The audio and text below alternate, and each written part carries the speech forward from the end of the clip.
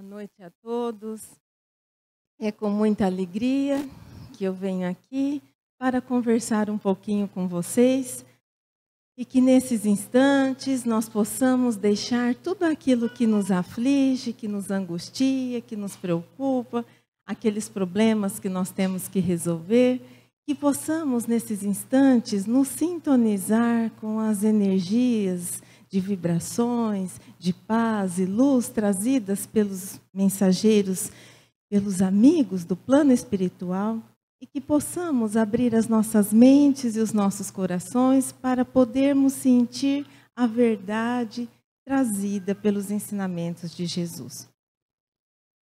No Evangelho de Mateus, capítulo 9, versículo 20 a 22, nós encontramos a seguinte narrativa. E eis que havia uma mulher que há 12 anos padecia de uma hemorragia. E chegando-se por trás, tocando na orla da sua veste, ela pensava consigo, se eu tocar na sua veste, eu serei curada. E Jesus, voltando-se, vendo-a, disse, tende ânimo, filha, a tua fé te salvou. E a partir daquele momento, a mulher que há 12 anos padecia de hemorragia foi curada. O que nós podemos destacar nessa narrativa de Mateus? Nós não nos deteremos nos simbolismos, no contexto histórico dessa passagem, mas duas coisas nos chamam a atenção. Primeiro, a fé. A fé que aquela mulher trazia dentro de si. Fé essa viva e ardente que, além de ela nutrir, ela manifestou em uma ação. Por quê? Naquele momento, Jesus estava sendo rodeado, seguido por uma multidão. E ela, então, teve que se espremer entre as pessoas, enfrentar a multidão e tocar na orla. O que era a orla? A orla era uma extremidade onde ficavam algumas franjas. Vamos imaginar que aqui fosse uma túnica, vocês não reparam que eu não sou boa em desenho. Aqui está a barra e bem pertinho da barra existiam umas franjas assim, para mostrar que a pessoa que utilizava aquilo acreditava em Deus, era do povo de Deus. Então ela vem e toca aqui, nessa orla. E a fé dela era tanta que ela acreditava que só de tocar nas vestes de Jesus, ela seria curada. Então, de um lado, essa fé e de outro lado. De outro lado, Jesus. Jesus que conseguiu compreender, perceber o tamanho dessa fé em toda a sua dimensão. E Jesus era dotado de um magnetismo pessoal que irradiava emanações de amor. Então, a fé viva e ardente, mas as emanações de amor de Jesus fez com que essa mulher fosse curada. Mas quando Jesus diz assim, a tua fé te salvou, nós paramos e fazemos a seguinte indagação. O que é fé para Jesus? Ou melhor, o que é fé? Ou ainda, o que é fé para nós? Por isso, agora eu convido a todos para fazermos uma viagem ao universo da fé, onde nós veremos a origem da palavra, os pressupostos, o desenvolvimento e as características do homem de fé. E para isso nós precisamos de alguns dados históricos para compreendermos o significado dessa palavra tão pequena, mas tão importante em nossas vidas. Então, vamos lá. Qual era a situação da Bíblia no primeiro século depois de Cristo? Antigo e Novo Testamento. A Bíblia encontrava-se escrita na língua grega. O Antigo Testamento, originalmente, ele foi escrito em hebraico. cerca de 200 anos antes de Cristo, essa versão do Antigo Testamento foi traduzida para o grego, na famosa versão chamada Septuaginta, quer dizer, ela foi transcrita por 70 sábios. O Novo Testamento já foi escrito em grego. Então, Antigo e Novo Testamento, primeiro século depois de Cristo, escrito na língua grega, e fé, do grego, vem da palavra pistis, que significa fidelidade. Só que fidelidade é um substantivo. E qual que era o verbo correspondente em grego que fazia a tradução dessa palavra? Pisteuen, que significa ter fé, e hoje em dia nós também podemos falar fidelizar. Só que o que aconteceu com o Antigo e com o Novo Testamento a partir do século IV depois de Cristo? No ano 384, o Papa Damaso I pediu para São Jerônimo traduzir a Bíblia do grego para o latim, na famosa versão Vulgata Latina. E aí, fé do latim vem da palavra fides, que também significa fidelidade. Até aí tudo bem. Só que em latim não existe nenhum verbo correspondente à fidelidade. Então precisou-se usar do verbo credere, que significa crer, acreditar. E assim, quando a palavra fé foi traduzida do grego para o latim, perdeu-se um pouco do sentido original de fé. Por quê? Porque eu posso crer e acreditar, mas não necessariamente desenvolver um comportamento correspondente àquilo que eu acredito. Vamos dar um exemplo? Nós não falamos que acreditamos em Deus, que confiamos em Deus e todas as nossas atitudes são correspondentes a uma pessoa que é fiel a Deus? Não. Agora, quando nós falamos fé, no sentido fidelidade, e com o verbo ter fé, fidelizar, o que nós imaginamos? Que quando nós nos fidelizamos a algo, o nosso comportamento vai corresponder àquilo a que eu me fidelizo. Então, o foco da nossa conversa hoje será no sentido de fé, fidelidade, no relacionamento entre homem e Deus. Porque não é que fé, acreditar, seja um conceito equivocado. Ele apenas é um conceito vago e incompleto. E nós vamos ver por quê. Porque quando eu falo fé no sentido fidelidade, o que nós podemos pressupor? Nós pressupomos que existe um relacionamento. E o que existe em um relacionamento? Sentimentos. E quais os sentimentos que nós podemos citar? Vários são os sentimentos, mas nós vamos citar os principais. Então, o amor é o sentimento primeiro em um relacionamento. Não nos esquecendo que estamos falando do relacionamento homem-Deus. O amor. O que mais? O respeito, admiração, sintonia, afinidade, confiança, crença. E qual que é a postura de uma pessoa que está em um relacionamento? Ela assume uma postura de compromisso. Quando nós estamos nos relacionando com alguém, a nossa postura é diferente daquela que nós adotaríamos se não estivéssemos compromissados, não é verdade? Pelo menos é o que se espera, né? Mas, quando nós estamos nesse relacionamento, quando nós estamos comprometidos com aquilo, como são as nossas atitudes? Elas são no sentido de cumprir, e como nós estamos falando homem-Deus, cumprir as leis divinas. Então, eu não sei se vocês perceberam que, vamos agora lembrar da nossa professora de matemática, quando ela nos ensinava acerca dos conjuntos. Então, vamos imaginar o seguinte, que aqui é o conjunto fé. E o conjunto fé, ele é formado por vários elementos. Então, ele é formado que pelos sentimentos de amor, admiração, respeito, sintonia, afinidade, confiança, crença. O que mais? A postura de compromisso e a atitude de cumprimento das leis divinas.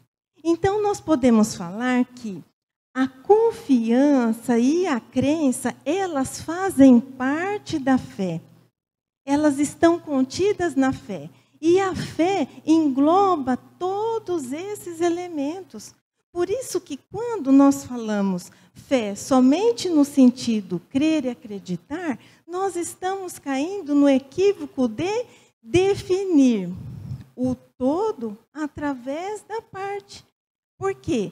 Fica um conceito incompleto, porque fé é crer, é acreditar, é confiar, sim. Só que fé é mais do que isso. Fé envolve outros elementos, como esses que nós falamos aqui.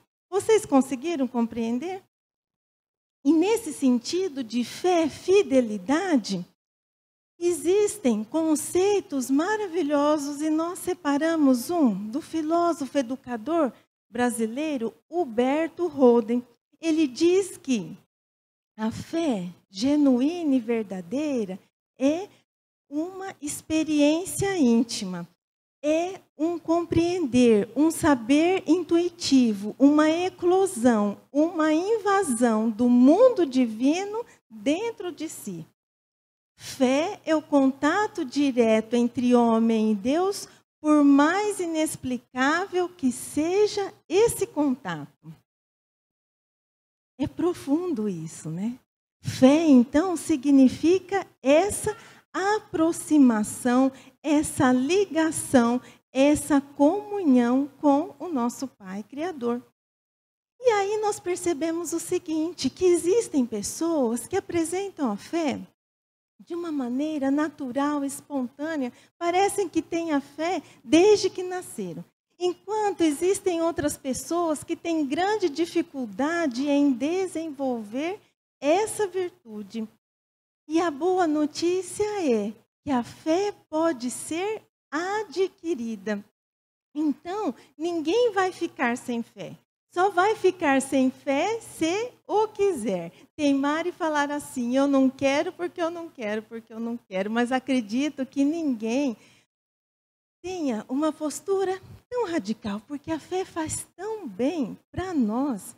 Só que nós precisamos nos conscientizar que a fé não se impõe, ela se adquire. E não cabe a fé vir até nós, mas nós irmos ao encontro da fé com vontade e sinceridade, porque a fé é um ato voluntário.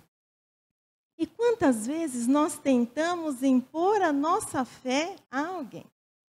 Em uma certa ocasião, eu estava nessa empreitada.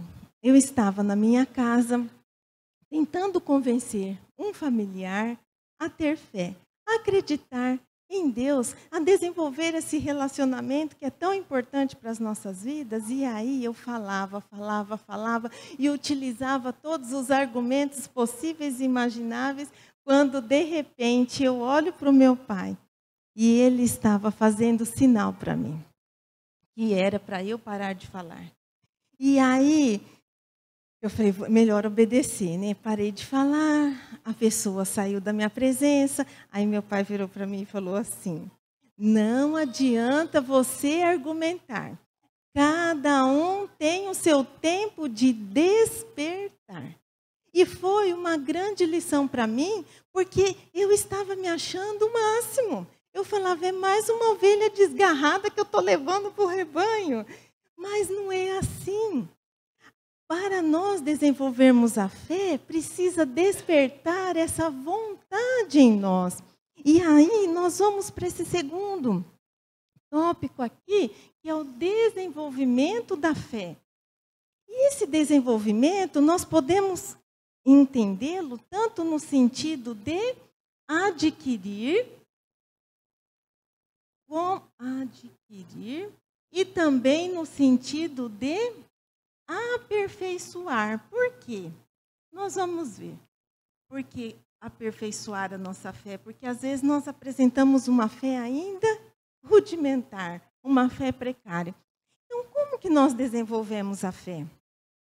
A fé, em seu desenvolvimento, é composta por alguns passos. Ela é um ciclo. Então, o primeiro passo rumo à fé é o saber. Mas, o saber, será que então eu preciso ter o conhecimento de todas as obras básicas de Kardec, de todo o Velho e Antigo Testamento, de toda a literatura espírita e todos os livros que existem acerca dessa doutrina tão maravilhosa? O que vocês acham? Sim ou não? Se fosse assim, ninguém desenvolveria a fé, né? Mas nós precisamos, de início, de um conhecimento mínimo, porque senão fica difícil nós desenvolvermos essa virtude. Então, o que nós precisamos saber? Conhecer Deus. Saber que Ele é o Pai, Criador de todos nós, causa primeira ou primária, se preferirem, de todas as coisas. E Deus é portador de virtudes, de qualidades e de potencialidades que nós ainda não somos capazes de compreender e definir com a nossa linguagem. É isso que está lá na questão 13 do Livro dos Espíritos, nos atributos de Deus, onde Kardec enumera diversas qualidades de Deus, entre imaterial, imutável, único, soberanamente justo e bom, todo-poderoso, e outros adjetivos, e questiona se isso não definiria completamente Deus, e os espíritos dizem que sim, pelo nosso ponto de vista, mas eles dizem que existem ainda qualidades e virtudes que estão acima da inteligência do homem mais inteligente, que a nossa linguagem, limitada às nossas ideias e sensações, não tem expressões para exprimir. Então, olha só. Somos filhos desse Deus maravilhoso. E se Ele, Deus, é o Pai, Criador de todos nós, quem somos nós? Nós somos os seus filhos. E se somos filhos de Deus, nós contamos o quê? Com uma centelha, com uma herança divina, que está aqui dentro de nós em estado latente, esperando para ser desenvolvida. E quem são os outros? As outras pessoas são o quê? Os nossos irmãos. Então, qual que é o sentimento primeiro entre os irmãos?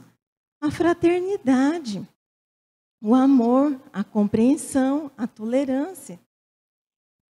Lógico que, partindo desses conhecimentos, quanto mais leitura, quanto mais nos aprofundarmos nos conhecimentos do Evangelho, da doutrina espírita, melhor.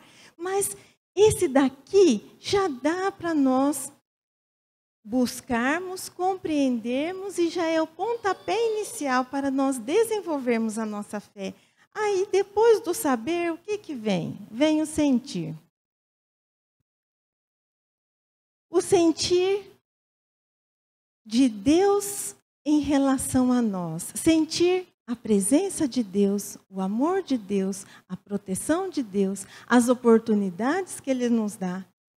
Sentir todo o envolvimento que Ele promove a cada um de nós, a todos os dias. E também sentir o quê? Sentir amor e gratidão a esse Deus que nos concede tantas bênçãos e dádivas, muitas vezes em forma de alegria e outras vezes em forma de dor, porque a dor também é oportunidade de crescimento, reparação, amadurecimento. André Luiz nos diz que O mal é o bem mal interpretado. E muitas vezes aquilo que parece uma coisa terrível para nós é a oportunidade de começarmos novamente, é a oportunidade de fazermos tudo diferente, de mudarmos o rumo da nossa vida. E quando nós falamos em sentir, nós precisamos questionar o seguinte: muitas vezes nós conseguimos sentir a presença de Deus ao avistarmos uma linda paisagem, ao ouvirmos um canto do pássaro, ao vermos uma flor desabrochando, ao recebermos o carinho de um animal, não é verdade? Só que será que nós conseguimos sentir Deus aqui dentro, pulsando com as batidas do nosso coração? Porque quando nós conseguirmos sentir Deus aqui, a nossa vida começa a ter sentido. A nossa vida começa a ficar mais bela, mais bonita, mais nobre. Por quê? Porque aí nós conseguiremos reconhecer o valor edificante de todas as coisas e saberemos que não estamos aqui a passeio, nós estamos aqui num processo de crescimento, onde vamos passar por dificuldades, mas também vamos passar por momentos felizes.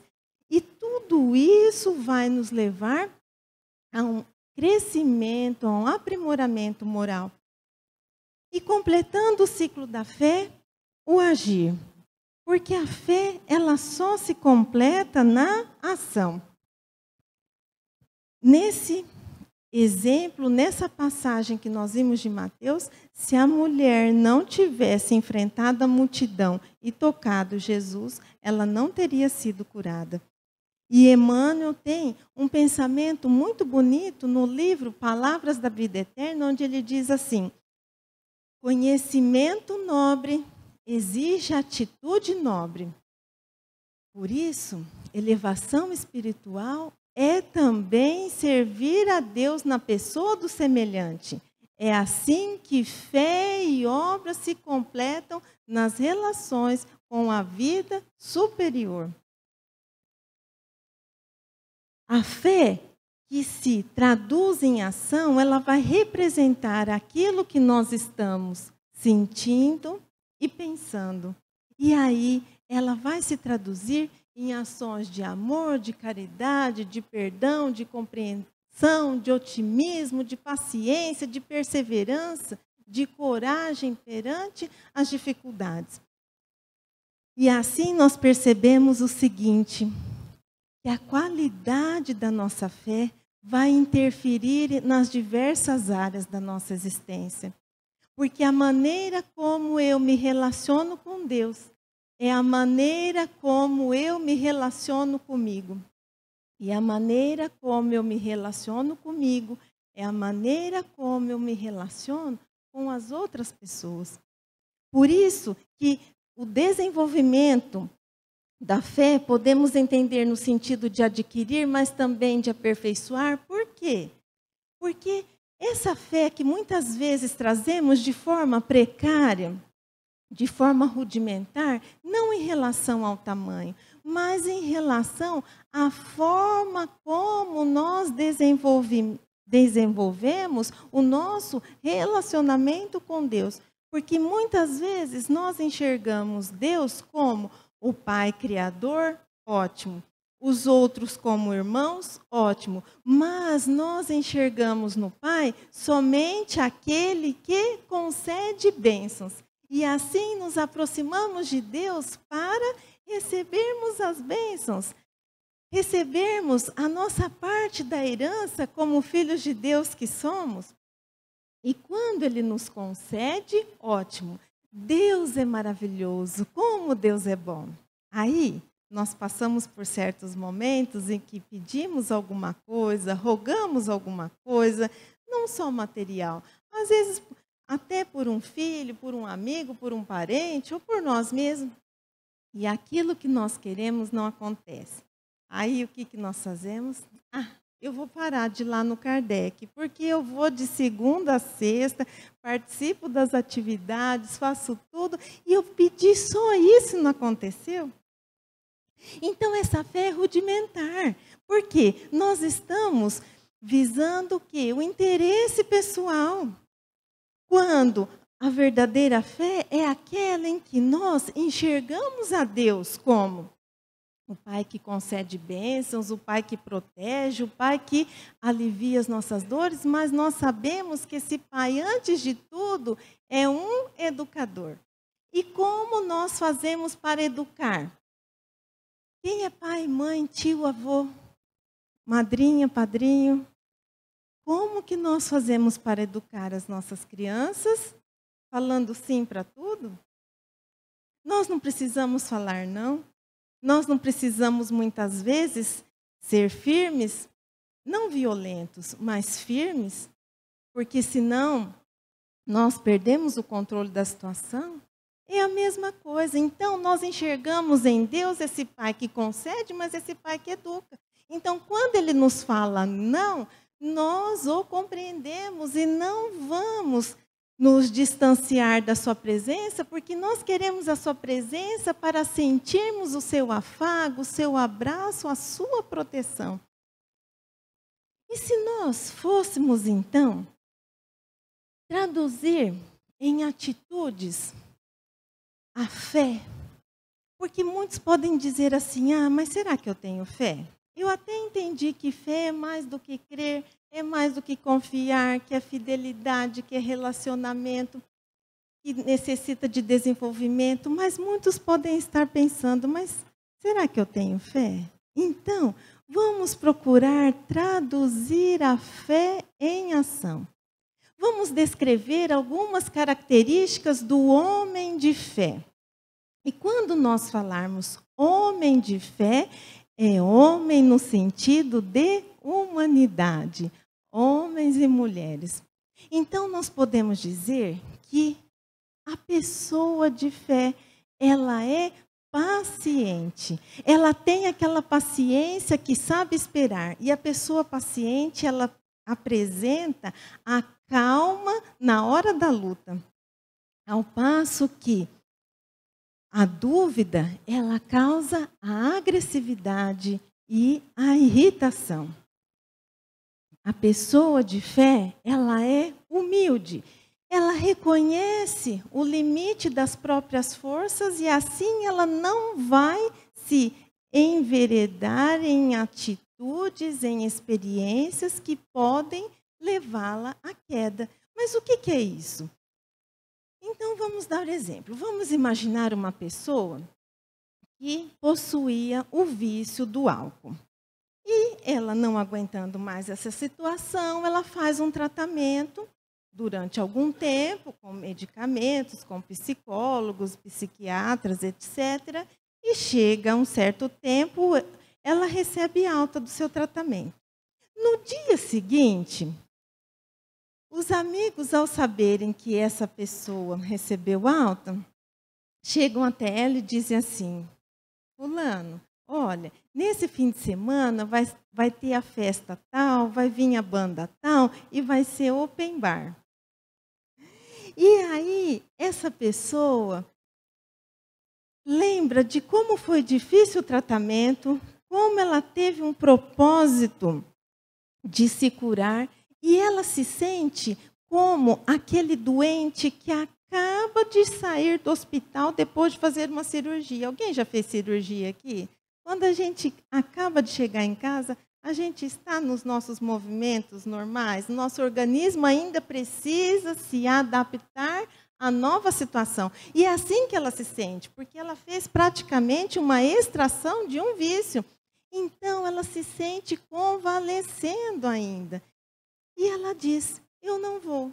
Pode ser que mais para frente, quando eu estiver mais fortalecida, eu vou, mas agora eu não vou. Essa pessoa é fraca? Não, ela tem fé em si mesma, mas só que ela sabe que a fé dela, ela tem o quê? Limitações. E que ela ainda não é capaz de superar isso. Então, a pessoa de fé reconhece as suas imperfeições e limitações. A pessoa de fé, ela, podemos dizer que está num relacionamento sério com Deus. Então ela ama, confia e fideliza-se aos propósitos divinos. A pessoa de fé, ela é humilde também para confiar mais em Deus do que em si mesmo, porque ela sabe que nada ocorre sem o aval do Pai. Não é que ela não confia em si, ela confia em si. Ela se vê como detentora de potencialidades divinas, mas ela sabe que Deus está acima de todos nós. Por isso ela não confunde a fé com a presunção. Porque a pessoa dotada de presunção, ela confia mais em si do que em Deus. Podemos dizer que a pessoa de fé sabe que ninguém está sozinho, muito menos abandonado. Que Deus mobiliza todos os esforços para que o auxílio chegue a cada um dos seus filhos. A pessoa de fé deseja o progresso, deseja a cura, deseja o bem-estar de um coração querido, sabe que tudo é possível àquele que crê. Só que ela alia a sua fé à razão e ao discernimento. Então ela sabe que tudo aquilo que está circunscrito nas leis divinas, tudo aquilo que for para o seu crescimento, amadurecimento, engrandecimento moral, é possível àquele que crê. Por isso, ela compreende o não de Deus, o silêncio de Deus e continua servindo, amando, louvando a Deus através do auxílio aos outros. E no auxílio aos outros, ela abastece-se de fé, de esperança, de coragem, de alegria para seguir sempre em frente. A pessoa de fé, ela tem esperança em dias melhores. Ela tem esperança que tudo passa. Ela tem esperança de que nós estamos aqui por um período curto de tempo, mas que a nossa verdadeira vida é a vida espiritual. A pessoa de fé enxerga a vida de uma maneira nobre, dando valor a todas as coisas, sabendo que é a presente encarnação, é a oportunidade para ela alçar degraus mais altos. E se nós fôssemos resumir, podemos dizer que a fé é a virtude que nos aproxima de Deus. É a virtude que nos proporciona o caminho de volta aos braços do Pai. Porque quem somos nós? Nós somos todos aqueles filhos pródigos que, em um dado momento da nossa existência, resolvemos pedir a parte que nos cabia na herança e fomos viver as nossas experiências evolutivas de acordo com a nossa vontade. E nesse distanciamento de Deus, quanto sofrimento, quantos equívocos, quantos enganos. E aí chega um momento e um ponto que nós pensamos e não queremos mais isso para nós. Nós queremos a proteção daquele Pai bondoso e amoroso que não desampara ninguém. Então a fé é esse caminho de volta, a fé é esse retorno. E como nós podemos alimentar a nossa fé? Através da prece. Da prece que é essa nossa comunicação com Deus. É a nossa conversa. É o instrumento pelo qual nós podemos agradecer, pedir e louvar. Mas muitos podem dizer assim: mas eu não sei fazer prece. Eu tenho uma dificuldade em fazer prece, eu não tenho palavras bonitas, eu começo a fazer uma prece pensando num assunto, quando eu vejo eu já estou pensando em outro, estou pensando nas contas para pagar. Quem aqui é assim? É tão difícil nós conseguirmos nos concentrar em uma prece, só que a prece verdadeira é a prece do coração. E não precisa ter palavras bonitas e nem precisa ser longa, mas ela tem que vir do âmago do nosso ser. E para isso, eu me permito compartilhar com vocês uma experiência que eu vivi em uma casa espírita cerca de 4 anos atrás. Era uma casa pequena, cerca de 30 pessoas. Eu estava sentada assistindo a palestra. E no meio da palestra entra uma pessoa, um homem embriagado. E ele entrou embriagado e sentou e começou a falar um pouco alto. E eu já comecei a ficar apavorada, né? Porque eu falei, e se esse homem der um escândalo aqui? O que eu vou fazer? Eu não estava perto da porta. Aquilo eu já não conseguia mais prestar atenção na palestra, mas logo o palestrante acabou. E aí nós fomos para o passe. E o que aconteceu? O que vocês acham que aconteceu? Ele foi na mesma turma do passe que eu. E aquilo eu fiquei mais apavorada ainda, aquilo eu tremia. E ele sentou 2 cadeiras distante de mim. O dirigente da sala falou assim, vamos elevar o pensamento a Jesus. Quem disse que eu conseguia elevar o pensamento a Jesus? Eu não sabia se eu ficava de olho aberto para ver se ele ia levantar. Eu não sei porque eu estava com tanto medo daquele homem. E então, esse homem deu a maior lição de vida para mim. Ele me ensinou a orar. Porque naquele momento que eu estava tão preocupada em fazer julgamentos a ele, quando o dirigente disse, vamos elevar o nosso pensamento a Jesus, ele disse assim, Jesus, cuida de mim. E foi a prece mais linda que eu já ouvi em toda a minha vida. Então, meus queridos, uma prece de 3 palavras que veio do fundo do coração, porque eu senti ali o tamanho do seu sofrimento, me ensinando que não julguemos as pessoas. Talvez naquele estado, se ele foi buscar uma casa espírita, é porque ele mesmo já não aguentava mais ficar naquela situação. Então, eu não sei o motivo que traz cada um de vocês aqui. Muitos podem passar por problemas de ordem material. Muitos podem passar por problemas de ordem emocional, nos relacionamentos, no trabalho, doenças no seu próprio corpo ou na família. Mas quando nós estivermos naquele momento em que nós achamos que não vamos suportar, que o fardo está demais para nós, lembremos desse nosso querido irmão. Jesus cuida de mim. Tenho certeza que nesse momento serão mobilizados todos os esforços do plano espiritual e também aqui do nosso plano material para que o auxílio chegue até nós. Pode ser que a dificuldade não seja retirada, porque muitas vezes, se ela for retirada, nós podemos ter um prejuízo evolutivo. Mas auxílio nós sempre teremos. Que Jesus cuide de mim, de vocês e de todos nós. E agora, para encerrar o versinho, vou só tomar uma aguinha porque eu falei demais.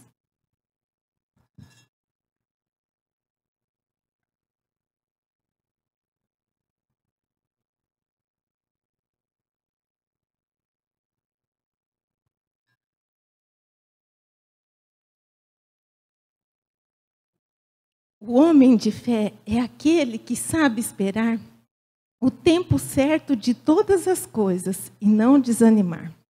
O homem de fé é aquele que sabe servir na pessoa do semelhante que leva a sorrir. O homem de fé é aquele que sabe amar a Deus e aos semblantes desfalecidos que convida a perseverar.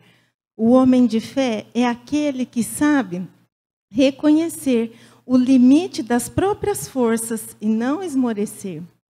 O homem de fé é aquele que sabe confiar nos desígnios divinos que conduzem o seu caminhar. O homem de fé é aquele que sabe agradecer as situações adversas que o impulsionam a crescer. O homem de fé é aquele que sabe sentir a presença divina na magnitude de um lindo porvir. O homem de fé é aquele que sabe escolher, dentre as opções do caminho, aquelas que o levam a amadurecer. O homem de fé é aquele que sabe acreditar nas potencialidades divinas que é capaz de despertar. Enfim, o homem de fé é aquele que sabe fazer brilhar a luz divina dentro de si para a muitos iluminar. Obrigada pela atenção de todos, uma ótima semana, muita fé e muita paz.